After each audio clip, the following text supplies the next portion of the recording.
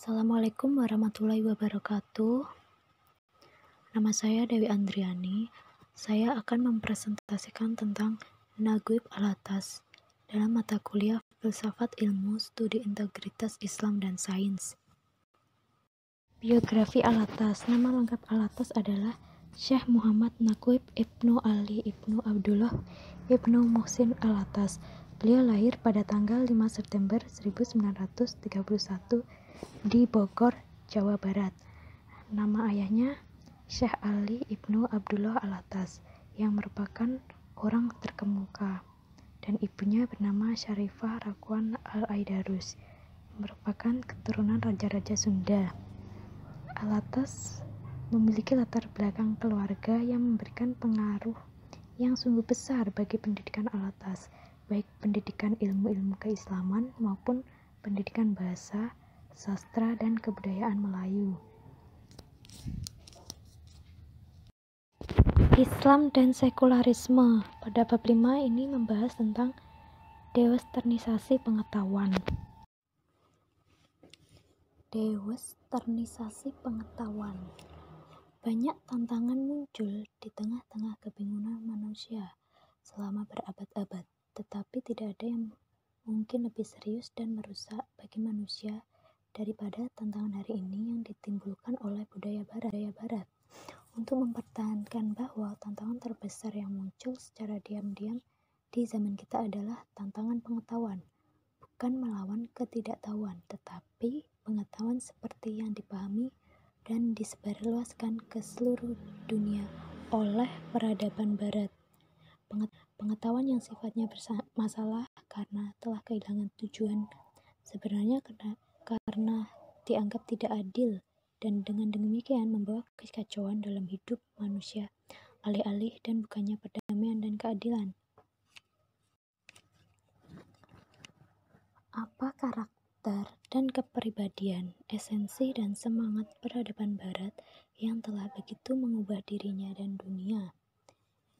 Di sini yang dimaksud peradaban barat adalah peradaban yang berkembang dari perpaduan historis, budaya, filosofi, nilai, dan apresiasi Yunani dan Roma kuno. Penggabungan mereka dengan Yudaisme dan Kristen, dan perkembangan dan pembentukan mereka lebih lanjut. Islam juga telah memberikan kontribusi yang sangat signifikan bagi peradaban barat dalam bidang pengetahuan dan dalam penanaman semangat rasional dan ilmiah. Tetapi pengetahuan dan semangat rasional dan ilmiah telah disusun kembali, dan bersama dengan orang-orang Slavia, Islam juga telah memberikan kontribusi yang sangat signifikan bagi peradaban barat dalam bidang pengetahuan dan dalam penanaman semangat rasional ilmiah. Pengetahuan dan semangat rasional dan ilmiah telah disusun kembali dan dibentuk ulang agar sesuai dengan wadah budaya barat. Namun peleburan dan penggabungan yang berkembang menghasilkan dualisme yang khas dalam pandangan dunia dan nilai-nilai budaya dan peradaban barat. Dualisme yang tidak dapat diselesaikan menjadi satu kesatuan yang harmonis karena terbentuk dari konflik ide, nilai, budaya, kepercayaan, sofis, dogma, doktrin, dan teologi. Semuanya mencerminkan visi dualistik yang meresap tentang realitas dan kebenaran terkunci dalam pertempuran putus asa. Dualisme tinggal dalam semua aspek kehidupan dan filsafat barat, spekulatif, sosial, politik, budaya, sebagaimana ia merasuki agama barat yang sama tidak dapat ditawar-tawar.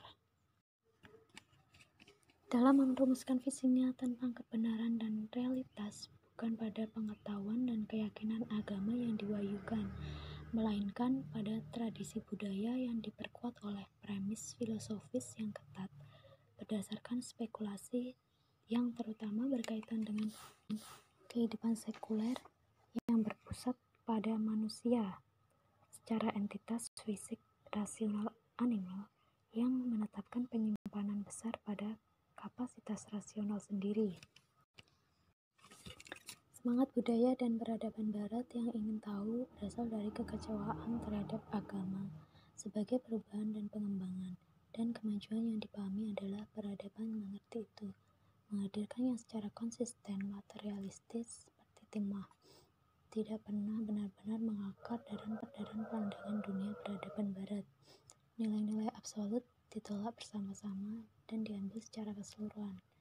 Menurut pendapat Naquib, apa yang disetujui dan nilai-nilai relatif tidak ada yang bisa memastikan. Substitut, substansi, semangat, karakter, dan kepastian bahwa tidak ada yang bisa memastikan.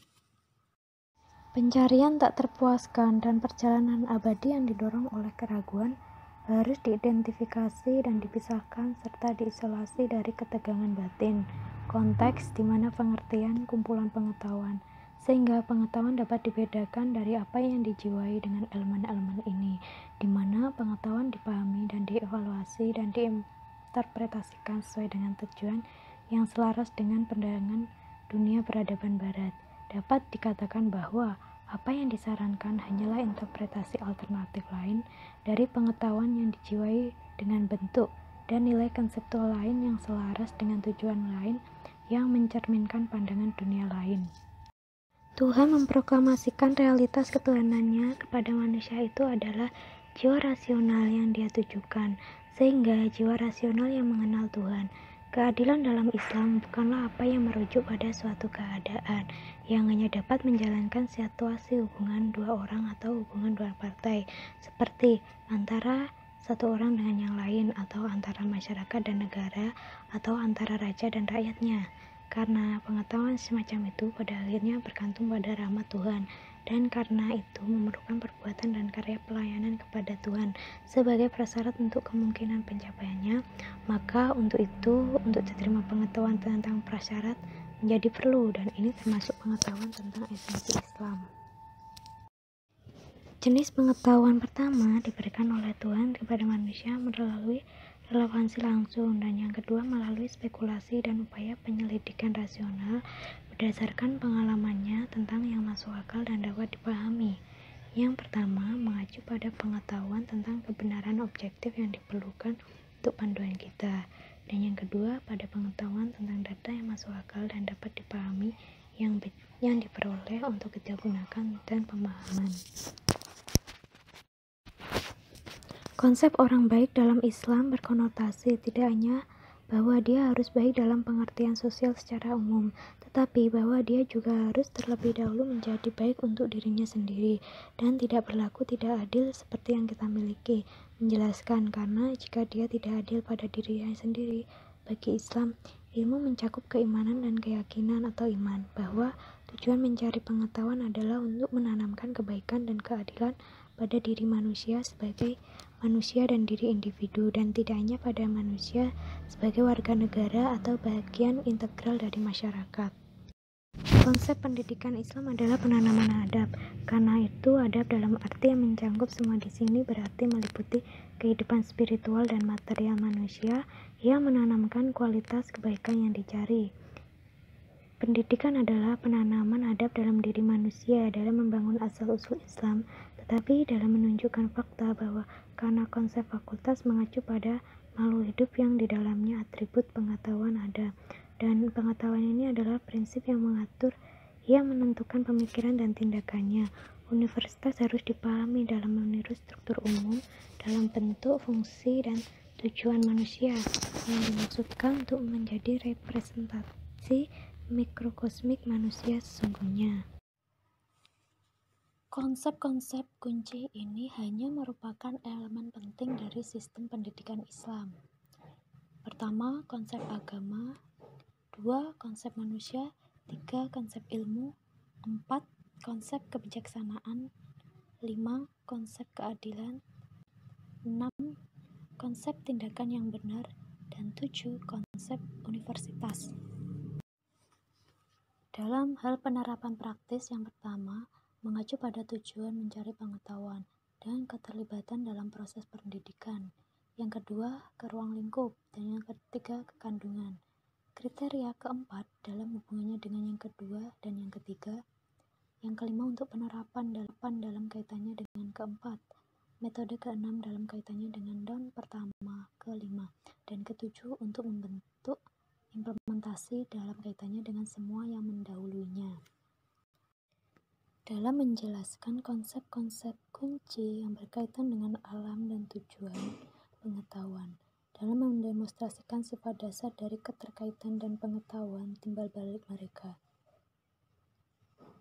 menyentuh secara singkat tetapi signifikan pada asal, struktur, metode, dan validitas pengetahuan dalam konteks Islam. Kita yang agung dan takut akan Tuhan, dari visi cerdik dan intelektual yang mendalam dan kedalaman spiritual, telah bekerja keras selama berabad-abad untuk dibangun sistem pemikiran dan tindakan yang luar biasa dengan bantuan Tuhan dan bimbingan. Dan jika kita bahkan berharap untuk bangkit mereka, kita harus dengan rendah hati meniru keteladanan mereka. Prolegomena to the Metaphysics of Islam. Bab 3, di sini kita membahas tentang Islam dan filosofi sains. Islam dan filosofi sains. Islam pada kenyataannya adalah definisi agama, ketundukan kepada Tuhan dalam gagasan penyerahan, perasaan, keyakinan, dan tindakan tersirat. Tetapi, elemen fundamental dalam tindakan penyerahan diri manusia kepada Tuhan. Tujuan akhir agama adalah agar manusia kembali ke keadaan di mana dia sebelum dia ada. Agama Islam dan keyakinan atau iman tidaklah identik, tetapi keduanya tidak dapat dipisahkan dan sangat diperlukan. Agama dalam arti yang kami maksud tidak bertentangan dengan desakralisasi alam. Jika itu berarti pengusiran dari pemahaman kita tentang konsepsi magis atau mitos tentang alam, semua alam, dan bukan hanya sebatang pohon atau batu, mewartakan yang sakral kepada mereka yang melihat kenyataan di balik penampakan. Keyakinan memiliki kandungan kognitif, dan salah satu poin utama perbedaan antara agama yang benar dan filsafat dan sains sekuler adalah cara sumber dan metode pengetahuan yang dipahami. Interpretasi pada gilirannya menentukan arah yang akan diambil sains dalam studi tentang alam. Interpretasi atas kenyataan dan kesimpulan umum, sains dan arah sains di sepanjang garis yang disarankan oleh interpretasi inilah yang harus menjadi sasaran evaluasi kritis, karena mereka saat ini dianggap paling menguntungkan bagi kita menemukan masalah yang dihadapi kita secara umum dalam perjalanan sejarah agama dan intelektual kita. Bahwa sains adalah satu-satunya pengetahuan otentik, bahwa pengetahuan ini hanya berkaitan dengan fenomena. Ilmu pengetahuan sementara telah berevolusi dan berkembang dari filsafat yang sejak periode awal menegaskan kemunculan benda-benda dari satu sama lain. Segala sesuatu yang ada adalah kemajuan, perkembangan, dan evolusi dari apa yang ada dalam latensi dalam materi yang kekal. Visi realitas yang dilihat dari sudut pandang rasionalisme dan empirisme didasarkan pada pembatasan realitas pada alam yang dianggap sebagai satu-satunya level realitas. Rasionalisme baik filosofis maupun sekuler dan empirisme cenderung menyangkal otoritas dan intuisi sebagai sumber dan metode pengetahuan yang sah, karena manusia yang memahami dunia objek dan peristiwa di luar dirinya. Studi tentang alam mencangkup manusia itu sendiri. Filsafat dan sains modern yang berkaitan dengan sumber dan metode pengetahuan. Naqvi berpendapat bahwa pengetahuan berasal dari Tuhan yang diperoleh melalui saluran indera suara, laporan yang benar berdasarkan otoritas, akal sehat, dan institusi. Hakikat realitas dalam durasi kebetulan itu dengan kebenaran berkenaan dengan institusi. Pada tingkat normal kesadaran manusia, tingkat yang lebih tinggi dicapai oleh orang-orang hebat sains dan pembelajaran pada saat-saat penemuan mereka yang menentukan tentang hukum dan prinsip-prinsip yang mengatur dunia alam adalah tingkat yang sepadan dengan pelatihan, disiplin, dan pengembangan. Intuisi itulah yang menyinkronkan ukuran alasan dan pengalaman apa yang dilihat masing-masing secara terpisah tanpa bisa digabungkan menjadi satu kesatuan yang utuh. Pengetahuan diperoleh ada dua jenis. Yang pertama, yang mencangkup dari para sarjana, ilmuwan dan orang-orang berpengetahuan pada umumnya, mungkin dipertanyakan oleh metode akal dan pengalaman, tetapi otoritas jenis kedua dari laporan benar yang juga diketegaskan oleh persetujuan umum adalah mutlak. Posisi ilmu pengetahuan dan filsafat modern dalam kaitannya dengan sumber dan metode pengetahuan. Nakui berpendapat bahwa sebagaimana ada tingkat nalar dan pengalaman, begitu pula tingkat otoritas dan intuisi. Akal kemudian menjadi substansi spiritual yang dengannya dengan jiwa rasional mengenali kebenaran dan membedakan kebenaran dari kepalsuan. Realitas itulah yang mendasari definisi manusia. Keberadaan manusia dapat dianggap memiliki tingkat yang berbeda sesuai dengan berbagai bidang kerja indera, eksternal dan internal. Salah satu perbedaan yang mendasar antara posisi kita dan pandangan filsafat dan sains modern yang bertumbuh pada masalah permusuhan filsafat ilmu berkisar pada pemahaman tentang makna realitas dan kebenaran serta hubungannya dengan fakta, karena filsafat dan sains modern telah menyadari bahwa sifat fundamental dari fenomena adalah proses nama deskriptif yang diterapkan oleh filsuf dan ilmuwan agar sesuai dengan proses juga harus mencerminkan dinamisme yang terlibat dalam gagasan proses. Ekstensi wujud dari wujida, bentuk pasif dari wajada, menunjukkan sesuatu yang ditemukan, dirasakan, diketahui, merasakan dengan cara indera eksternal dan internal atau intelek atau jantung. Pengetahuan terdiri dari unit-unit makna yang secara koheren terkait dengan unit-unit lain. Semacam itu dengan demikian membentuk ide, konsepsi, dan penilaian. Dan Nakui mendefinisikan makna sebagai pengenalan tempat dari apapun dalam sistem yang terjadi ketika hubungan suatu benda dengan orang lain dalam sistem menjadi diperjelas dan dipahami. Peran sains adalah untuk mendeskripsikan fakta, dan fakta mengalami perubahan terus-menerus berdasarkan realitas yang mendasarinya, yaitu proses. Aspek sekuler filsafat dan sains modern menganggap perubahan sebagai sifat hakiki realitas. Itulah sebabnya sekularisasi sebagai program filosofi dalam upaya menyesuaikan dengan realitas yang dianggap sebagai perubahan mutlak, menganjurkan perubahan dalam segala aspek kehidupan, menyangkal finalitas pandangan dunia, dan menyebarkan keyakinan akan masa depan yang terbuka. Makna agama dan keyakinan tentang sifat Tuhan, tentang sekularisasi dan sifat modern, filsafat dan sains kontemporer, dan menyajikan inti dari asumsi dan praduga dasar mereka. Kami juga menegaskan keabadian di dalam Tuhan, statisitas atau gerakan atau dinamika yang melibatkan transformasi atau dalam realitas. Perubahan ikatan mengacu pada aktualisasi potensi mereka, sedangkan entitas nyata yang membentuk jati diri mereka tetap sama. Ranah entitas permanen dan metafisika perubahan dan keabadian yang berkaitan dengan realitas. Kesimpulan dari pemaparan di atas dapat diambil kesimpulan sebagai berikut. Atas menyebutkan bahwa sekularisme adalah paham yang membebaskan manusia, pertama dari hubungan agama dan kemudian dari hubungan metafisika yang mengatur akal dan bahasanya.